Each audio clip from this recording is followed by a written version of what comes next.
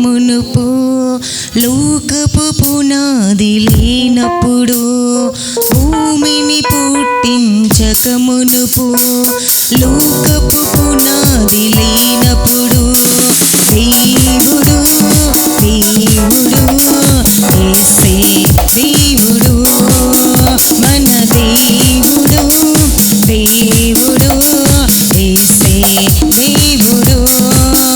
హల్లెలూయా హల్లెలూయా హల్లెలూయా హల్లెలూయా హల్లెలూయా హల్లెలూయా హల్లెలూయా హల్లెలూయా.